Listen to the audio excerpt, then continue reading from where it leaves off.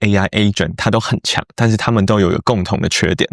你在桌機跟它講的對話記錄、寫好的 skills、建立好的自動化，你在筆電都沒有辦法看到它。到了手機也不能看到完整的對話記錄，只能單一的去控制它。一台電腦的 AI 它永遠只屬於這一台電腦。但是從這一周開始，我出門連筆電都不需要帶，因為我發現有一個 AI agent， 它的對話記錄、skills、自動化，無論是桌機、筆電以及 iPhone， 它全部都能跨裝置。我出門的時候只需要用手機下指令，家裡面的 Mac 它就可以幫我做事，做完之後再傳給我。重點是它跟 Apple 生態系完美的整合，提醒事項、備忘錄、行事曆它都可以直接操控，遠端就把工作做完了。它就是 Manus。Hello， 大家好，歡迎來到 BPGPT， 我是 BPW。今天這支影片會帶大家使用 Manus 建立4個全新的工作流，你都可以直接帶回去使用。第一，你收到雜亂 email 的信件，直接幫你自動分類成 Apple 的待辦事項，放到 Apple 的行事曆，跟 Apple 生態系完美的整合。第二，非常雜亂的電腦素材，像我的影片拍攝素材，它能直接偵測出檔案，看出哪些是臉部畫面，哪些是物品，哪些是截圖，以及完成品，自動幫你分類好所有的資料夾。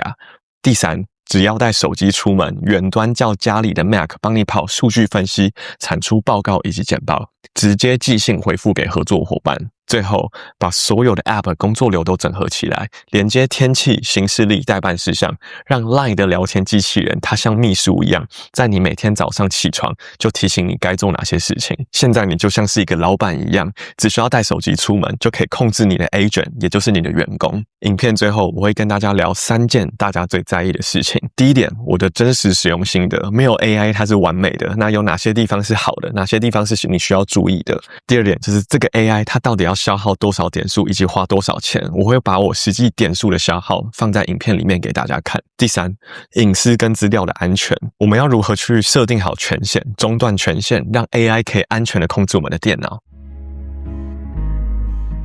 先講清楚 ，Manus 它本身就是一個 AI agent， 它不是助理型的 AI 聊天機器人。一般的 AI 助理，它就像是在旁邊給你建議，你問他，他就回答你；你叫他整理，他就給你一個整理結果。但是当你要操作、移動檔案、打開 App、建立待辦事項、輸出東西、寄信的時候，很多時候你還是需要自己做。所以一般的 AI 助理，它就是只完成單一的任務。但是 AI agent 它的概念不一樣。你不是只是問他問題，你要給他一個具體的目標，讓他拆解步驟，嘗試執行。執行的過程當中，他會跟你回報說他做了哪些事情，最後把結果交付給你。那 Manus 功能超級多，那今天我們主要專注在 My Computer 的這個功能。你可以想象 Manus 它就可以直接連接到你的電腦裡面，在你完成授權之後，它就可以協助你操作你授權的電腦範圍的功能、資料夾以及工作的流程。但這邊有一個很重要的前提，就是只要是涉及到你的電腦、信箱、提醒事項、行事曆這些東西，它都要對應的完成授權。那我們在最下面的地方就可以看到，你可以選擇你電腦的對應資料夾去連接起來，然後你也可以去選擇你要製作的 connector。像我就連接了 Line、Gmail、Notion 這一些我常用的 App， 那它這樣子就可以非常自動化的去幫我完成整個流程。我們就正式進入第一個 demo， 我覺得這個是每個上班族最有感的場景。想象一下，禮拜一早上9點打開 Gmail， 一整排的未讀信件，有各種的客戶啊、會議、通知信、電子報跟廣告，其實很多東西都不是你馬上要看的，但是你可能就要一封一封的把它打開。那以前我要怎麼做？以前大家就是點開，然後去看要不要回，然後要不要放入我的待辦事項。我光做完這步的時候，我可能就已經1-2個小時過去了。這件事情到底能不能交給 AI 呢？大家下載好 Manus 的桌面版，點擊設定之後，去連接器找到 Gmail， 然後你就經過瀏覽器登入你的 Gmail 賬號，然後讓 Manus 讀取。整個過程大概30秒左右，就可以把這個連接器操作起來了。第二個話就是讓 Manus 去讀取你的 Apple 提醒事項以及行事曆，那這步驟就更簡單。在 Manus 的 My Computer 這邊，你選擇應用程式的這個資料夾，大家只要對 Manus 打這個指令，請讀取今天早上的 Gmail 未讀信件，把我需要回復的內容整理成 Apple Reminder 的今日工作清單。如果信件裡面有明確的會議時間，幫我整理成 Apple Calendar 的事件。廣告信跟電子報這些東西就不需要執行，直接跳過。執行前，請你列出你要新增的待辦跟行程項目有哪些。我們可以看一下它產出的結果，因為我有叫它先把這些東西列出來，所以大家可以看一下，我現在有3個合作廠商的信件，以及3個會議需要參加，我要回復說是否我要參加這個會議。所以他就告訴我說，我這6項事情要加到 Apple Reminder， 另外這3項會議要加到 Apple 的行事曆。然後我就跟他說，好，直接執行待辦事項跟行事曆。然後他就幫我整理出來。那我們現在實際打開看一下，待辦事項就幫我寫出來了。而且重點是，他不是只有幫我把標題跟待辦寫好，他還有幫我把下面的細節，比如說第一個是單車的智慧分析廠商，第二個是一個 AI agent 的公司，第3個是做一個 USB hub 的公司，然後也有把我3個要參加會議的時間都寫起來。那打開 Apple Calendar 的話，也可以看到他直接幫我把這個時間排進去了。當然，這個是一個很基礎的操作，也就是給他 prompt， 他就可以做到這件事情。然後你再跟他說每天早上提醒，他每天早上就會幫你整理出這個東西來。當然有更進階的操作，我自己是制作了一個業配信件篩選器。簡單來說也是一樣，他會每天早上幫我讀取 Gmail。那他這時候呢，會幫我分析出有哪一些是業配的合作信件，我就會請 Google 他自己再發一封信給我自己，每一個業配信的摘要，以及查看原本的信件、合作以及婉拒這些選項，我就可以自己去點擊。那點擊完整信件，我就可以看到原本那封信是什麼。點擊確認合作，他就會直接幫我建立一個 Notion 的報價單，然後並且把廠商的資訊以及我要回復的信件內容都寫進去。點擊婉拒的話，我就是直接發一封婉拒信回去。所以你看，這一切是不是就非常的自動化，而且又可以經過我人工的審核？比如說報價單的部分，我自己可以再稍微修改一下報價，然後再把這封信件再寄回給廠商。第二個 demo， 我們要讓 Manus 自動幫你去整理桌面上的資料以及素材。如果你有拍影片的話，你一定懂這件事情。你拍完一支片，你桌面上面有一堆的檔案，手機的 A roll、相機的 B roll、空拍機素材、螢幕截圖、縮圖、腳本 blah blah blah 超級多東西，然後全部都混雜在桌面上面。你即使整理到資料夾，我每次在拍片的時候，我就要一個一個去看。你知道這件事情，你當然可以不去整理它，也是可以正常發影片，但是你中間做影片的過程就会變得很痛苦。那這個東西事前準備非常簡單 ，Manus 的 My Computer 去設定你要授權的資料夾。如果 Manus 沒有被授權的資料夾，它是看不到任何的東西的，所以你不需要太擔心整台電腦的東西會被看光，你就是給它指定的資料夾就好了。很簡單的跟他說，幫我自動分類 A、B roll 還有完成的檔案。A roll 是我的臉部拍攝 ，B roll 是我的拍攝物品以及場景等等。如果一開始不知道要怎麼分類，你可以寫個大略就好了。Manus 它也會自動的列給你。那我們來看一下 Manus 它產出的結果。自動檔案分類這件事情它是比較複雜的，那建議大家可以使用它的 1.6 Max 的模型。那我自己使用 1.6 其實就已經成功了，只是這邊順便提醒大家一下，幫我分成4大種類：臉部拍攝、物品場景、完成的檔案以及圖片跟素材的截圖。然後我們各自點進去之後，又可以看到它更細節的分類，像是 B roll， 它幫我把一般素材、熒幕錄影跟 AI 生成的影片，它都分類好了。你看這樣子，我在剪片的時候真的是超級有效率。我等一下要發這支 Manus 的影片，我也會直接請他幫我分類。重點是，你覺得他如果真的分類的不好的話，你不用擔心回不了頭，他會把整理的記錄也放在資料夾給你，所以你當然是可以把它恢復原狀，這點是不需要擔心。第3個，我覺得是這支影片的重點。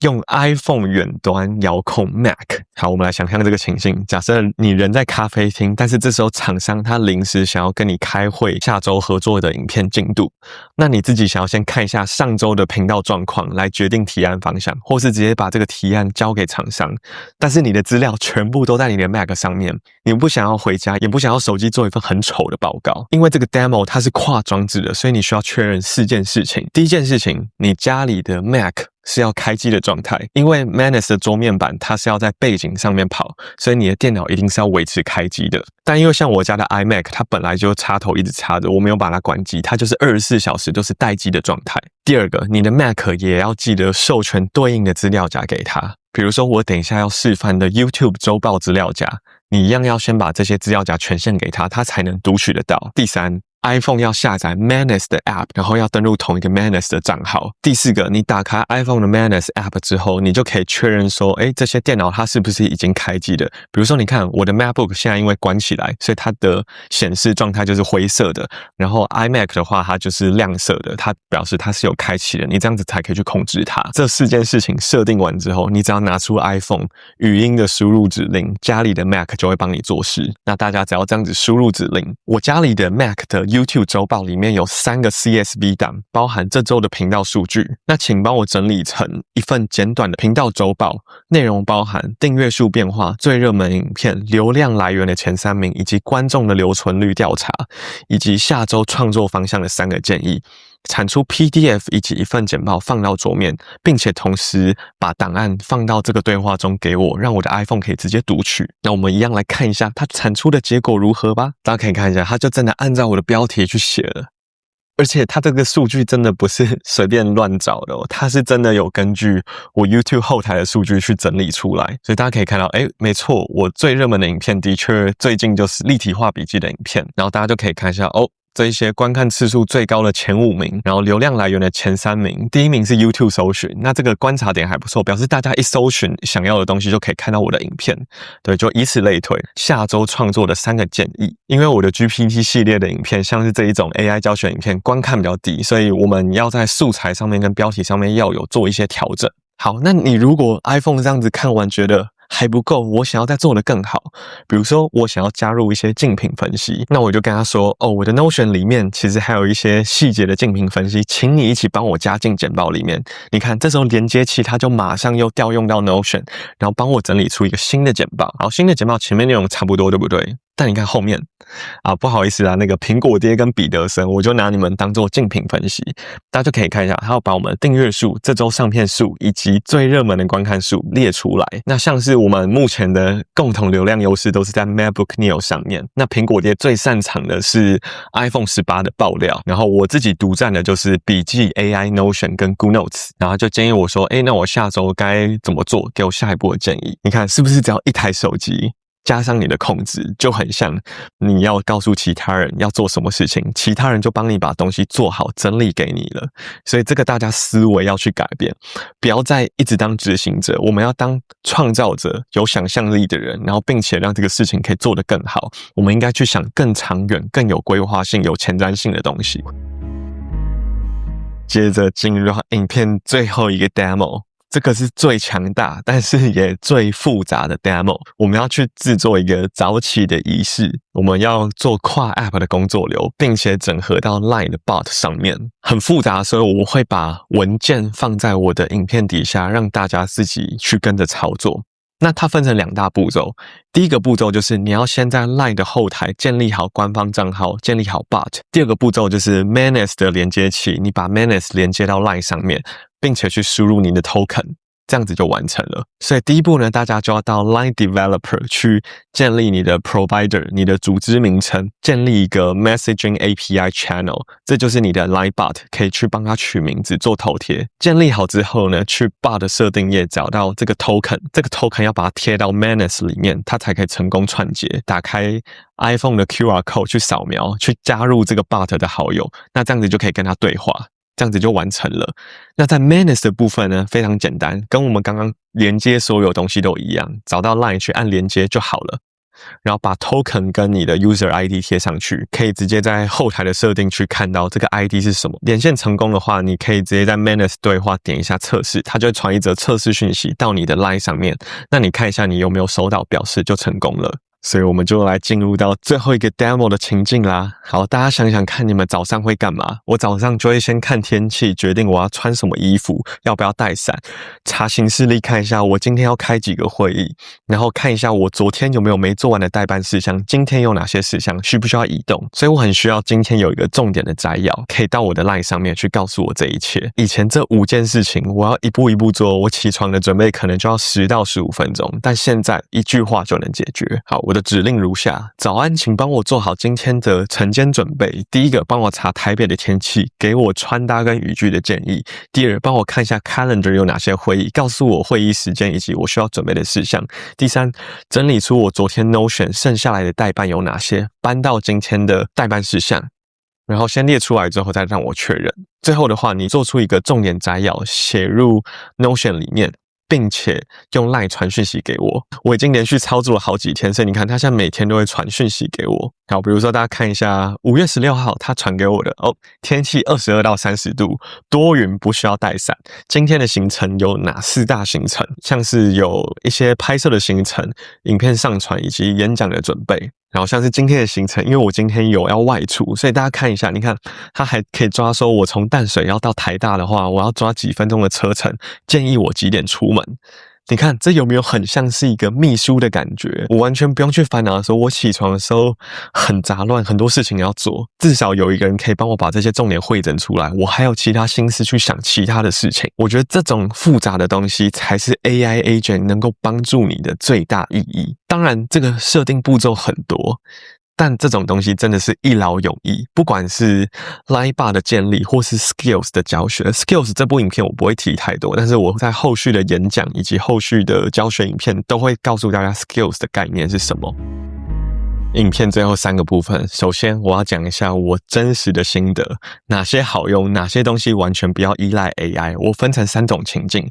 第一種，規則明確、重複性高、最容易檢查，比如說檔案分類、整理 email、建立待辦事項、把資料整理成表格，這種繁雜的東西 AI 可以幫你做好，而且很準確。第二種東西，你需要自己人工審核，像是數據銷售或是分析的簡報以及報告，整理會議的摘要，產出客戶回復的信件草稿，它可以幫你節省從零開始發想的時間，但是最後的語氣是否正確以及判斷，還是你需要個人去確認。第三種是我不太建議完全交給 AI 的事情，刪除大量的檔案，直接寄出重要的信件，對外的付款以及回復一些敏感訊，我也是整理了很多次，修改我的 prompt 以及建立我的 skills，